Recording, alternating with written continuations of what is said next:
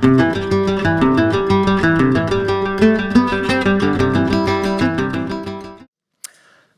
next speaker will be, okay, I'm going to try this in one time. Magda Leszczyna-Rzucidło from Poland. Magda is the policy area coordinator for tourism in the EU strategy for the Baltic Sea region, and she's driven by a passion for promoting sustainable tourism cooperation in the Baltic Sea region. She will provide us with insights into the Baltic Sea Tourism Forum. Furthermore, she will shed light on the latest green tourism trends shaping the region, demonstrating how they're influencing the industry's trajectory towards more sustainable practices. Magda, the floor is yours. Thank you so much. Thank you. Okay. So, hello, everyone. Great to see you all. Thank you for this wonderful opportunity to present the policy area tourism at the Green Destinations Conference. So, as Hugo already said, I'm here to present not Polish, not Finnish, not Lithuanian perspective on tourism, but the Baltic Sea area perspective on tourism. And I would say that this is something that would differ me a bit from other colleagues that we have in the panel. None to say, it's very exciting for me to do so. So just to give you a short information, within the European Union, there are the so-called macro-regional strategies. And the EU strategy for the Baltic Sea region that was founded in 2009 has 14 policy areas, which means they have 14 areas of intense cooperation, and this cooperation goes beyond the borders. So when we talk about the Baltic Sea region in this sense, we talk about the 8 EU countries that are united by the Baltic Sea. So policy area tourism is boosting the cooperation and making sure that the tourism cooperation across the borders is effective, is highlighted, and this means that we promote all the activities that are happening in Poland, Denmark, Germany, Finland, Sweden, Estonia, Lithuania, and Latvia, and all those activities that are especially related to the Baltic Sea region. So it's a lot, but it's also very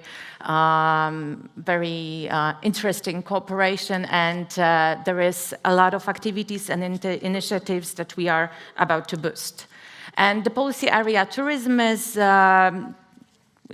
coordinated jointly by two countries. So it's Poland, and I represent the Pomorskie Tourism Board. It's the destination management organization from Pomorskie, so north of Poland, with the capital of Gdańsk, and there are my colleagues from the Council of Ulu region. So in this sense, if you think about the Baltic Sea, we have coordinators in the far north, from the Finnish coast of the Baltic Sea, and also from the southern part. And we hope to make sure that we talk about the whole Baltic Sea region when we talk about tourism.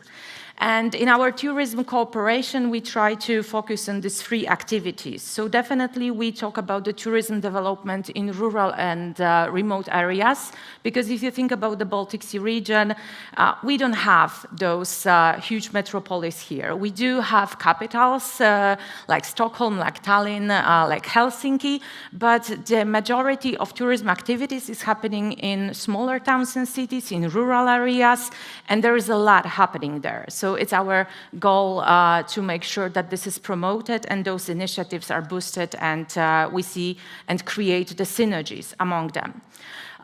Then the second action is to invest in people, skills, and technology. This is, I would say, the overall goal of the tourism cooperation for many of us.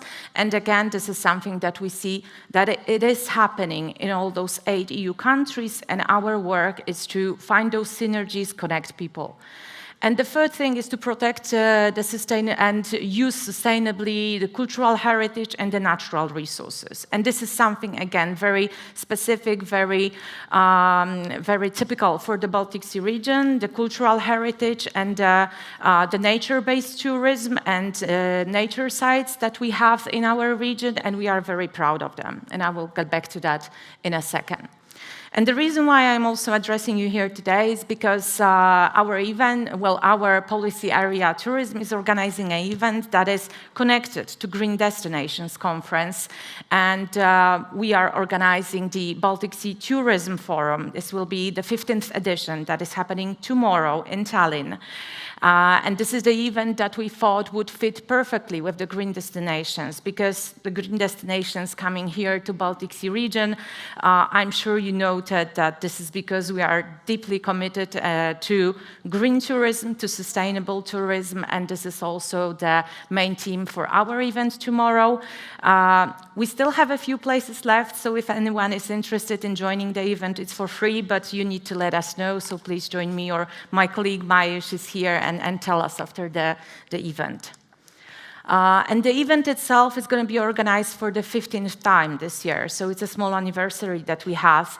And the main reason to organize events like Baltic Sea Tourism Forum is to make sure that people who are working with the tourism industry, no matter what type of the stakeholder they represent, whether it's a local or a tourism organization, whether it's the National Tourism Board, you may be an SME, you may be the director of some cultural heritage attraction, they all need a space to come together, to learn from each other, to present their best cases, and to make connection.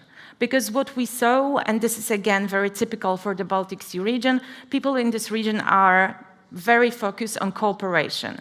There is really no competitiveness among us. So we are open and eager to learn, to share, to engage in joint activities, and this later reflects in many different EU-funded projects, in inspirational events, and also in great cooperation that we have between all the Baltic Sea region countries.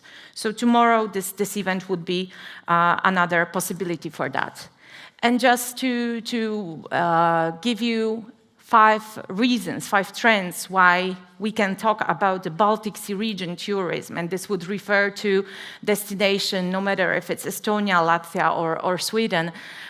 When you think Baltic Sea region and tourism, you should definitely think about the well-being, about slow tourism, about great appreciation for nature, and for everything that stands for sustainable tourism. And this is not just talking, this is actually happening. And Lisa already showed you the examples from Finland, and you will see more in a second, but these 2 days, I think you've already seen also a lot of practices that will tell you that not only we talk about sustainable tourism, but we actually have those wonderful landscapes, those great sites, and we know how to use them and improve them. At the same time, making sure that that no harm is being done to those sites, which is very important. And another trend that we are very committed to is the regenerative tourism and the fact that if we talk about green transport, if we talk about green renewable energy, this is actually happening. And not only in the bigger capitals in the Baltic Sea region, but also in the smaller rural areas. So we talk about very comprehensive approach to sustainable and green tourism. And this is something that tomorrow during the Baltic Sea Tourism Forum, we will talk a lot. So you're very welcome. We also talk about the trends to see the world without hurting it. I think we talked a lot about how we connect with local culture, with local heritage, how we connect with local people and use them is an incorrect word, how we incorporate them into our local tourism practices, making sure that they are the hosts. And any tourist that is coming to their area has respect and a great appreciation for this area, for this tourism attraction, and we make sure that this is how we tell the story, that they need to be respectful, because in the end, that's how we're going to preserve these areas. But there are a few more trends that I think might be interesting for you. This is also about our appreciation to nature and animals. And we are a very welcoming region for the pet owners, especially after the pandemic, where a lot of us were working home with our dogs and cats and all the other pets. And it's now very hard to leave them when we go travel for a few days or a few weeks. In Baltic Sea region, many sites are open also for people who are traveling with their pets, and this is a great trend. We are also a great horse riding region, so there is a lot to that, and things are happening. And this is also a good space if you think about solo travel. This is, again, something very much connected to well-being, to mindfulness. A lot of women traveling now solo. This is a safe and secure region where definitely this kind of travel is possible, and it's getting more and more attention. And yeah, my time is running, so just to give you this, to summarize the elements of our identity when we think about BSR tourism. So there is, as I already said, a proven willingness to cooperate. It started a long time ago. A lot of different cooperation activities and organizations emerged already in the 20th century, and they are still happening, like the policy area tourism, like the Baltic Sea Tourism Forum, but also many more on regional and local level. We are all deeply committed to environmental awareness, and our actions, no matter how big or small they are, they always have a great care for the environment. We are in a unique ICT community, and talking about it in Estonia is an obvious fact, so I say no more. We are creative, and definitely this is a region where you will find a multicultural diversity which enriches us, and then you can see it also in all the tourism activities that we offer. We have a unique maritime heritage, also the underwater maritime heritage, so if this is something that is interesting for you, definitely BSR is the region to look more into. We have accessible green spaces, but the nature-based tourism I already discussed. And we have the Baltic Sea that unites us, and this is one of the main reasons that we all invite you to come and see the wonderful Baltic Sea region. And again, a warm invitation for all of you also. If you're interested in hearing more, please join our Baltic Sea Tourism Forum tomorrow. And that's it from me. Thank you so much.